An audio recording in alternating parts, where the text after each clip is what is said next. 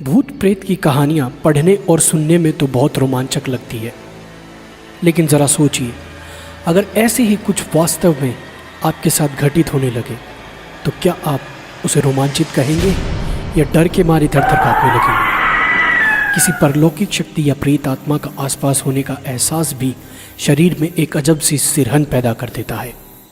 तो ऐसे में जाहिर सी बात है, जब आपका सामना ऐसे किसी ताकत से हो जाएगा तो आपका रोमांचक वहीं दम तोड़ देगा। वैसे तो कहने को बहुत सी ऐसी जगहें हैं जहां यह माना जाता है कि आत्माओं का वास है। कोई वीरान और अकेला घर हो या एक लंबे समय से खाली पड़ी इमारत। इसके अलावा वह स्थान जहां किसी दुर्घटना की वजह से भी किसी की जान गई हो, उसे भी हम योग्य नहीं मानते हैं कि हम वहां जाएं, क्योंकि जिन लोगों की जान दुर्घटना में जाती है उनकी आत्मा को मुक्ति नहीं मिलती और वे भटकते रहते हैं। कहने को तो बहुत सी जगहें हॉन्टेड या भूता कहा जा सकता है, जहां प्रमाणिक तौर पर कहा जा सकता है कि उस स्थान में कुछ न कुछ गड़बड़ तो ज़रूर है, और वह स्थान है राजस्थान स्थित भानगढ़ किला। यह वह स्थान है जिसे पुरातत्व वैज्ञानिकों ने सामान्य नहीं माना है।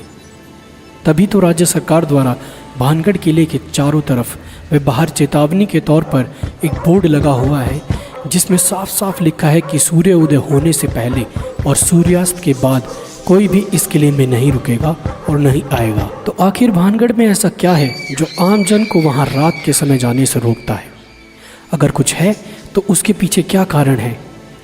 हालांकि कोई भी पुख्ता तौर पर वहां घटने वाली दुर्घटना का कारण नहीं बता पाया, लेकिन स्थानीय लोगों के बीच प्रचलित है कुछ कहानियाँ जो साबित करती है कि वहाँ कुछ ना कुछ तो ज़रूर हो सकता है।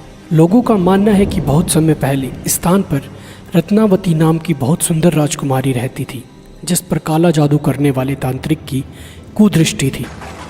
तांत्रिक ने अपने जादू से राजकुमारी को वश में करके उसका शारीरिक शोषण किया, लेकिन एक दुर्घटना के चलते उस तांत्रिक की मृत्यु हो गई और आज भी उस तांत्रिक की आत्मा वहाँ भटकती रहती है।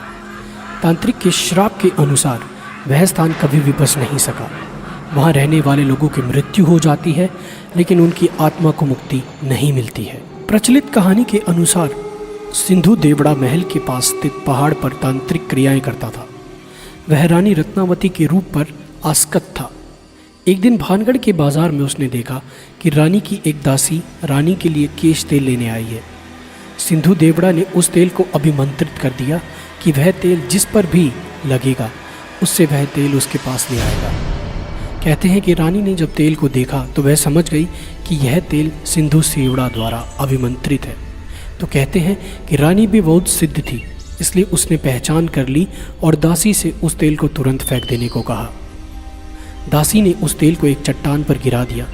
कहते हैं अभिमंत्रित तेल ने चट्टान को उड़ाकर सिंधु सेवड़ा की ओर रवाना कर दिया। सिंधु सेवड़ा ने चट्टान देखकर अनुमान लगाया कि रानी उस पर बैठकर उसके पास आ रही है, सो उसने अभिमंत्रित तेल को रानी को सीधे अपनी छाती पर उतारने का आदेश दिया। जब चट्टान पास आई तब तांत्रिक को असलियत पता चली, तो उसने आनन फानन में चट्टान उसके ऊपर गिरने से पहले भानगढ़ नगर उजड़ने का श्राप दे दिया और खुद चट्टान के नीचे दबकर मर गया। कहते हैं सिद्ध रानी को यह सब समझते देर ना लगी और उसने तुरंत नगर खाली करने का आदेश दे दिया। इस तरह यह नगर खाली होकर उजड़ गया और रानी भी तांत्रिक के श्राप की भेंट चढ़ गई। तो कितनी सच्चाई है इस कहानी में?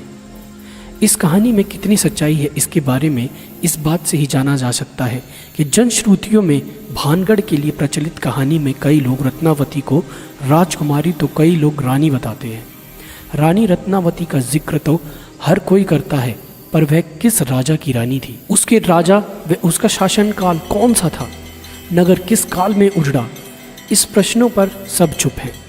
अक्सर लोग इस नगर व किले को 400 वर्ष पहले उजड़ा बताते हैं, पर किले में मिले विभिन्न राजाओं के शिलालेखों की तारीख देखने के बाद उसके उजड़ने की समय सीमा काफ़ी कम हो जाती है। पर बहरहाल बात चाहे जो भी हो, इस फोर्ट को या इस भानगढ़ के किले को अब भी लोग सबसे ज़्यादा डरावना मानते हैं, या कह सकते हैं कि भारत का सबसे प्राचीन स्थान जो भी है, जिसमें भूतों का निवास होने की पूरी आशंका या जहां भूत विराज करते हैं, वो भानगढ़ का किला ही है। तो ऐसी ही और महत्वपूर्ण जानकारियों व रोचक तथ्यों के लिए हमारे चैनल फ्रीकनेस को सब्सक्राइब करें। व यह वीडियो आपको कैसा लगा हमें लाइक व कमेंट करके ज़रूर बताएं। धन्यवाद।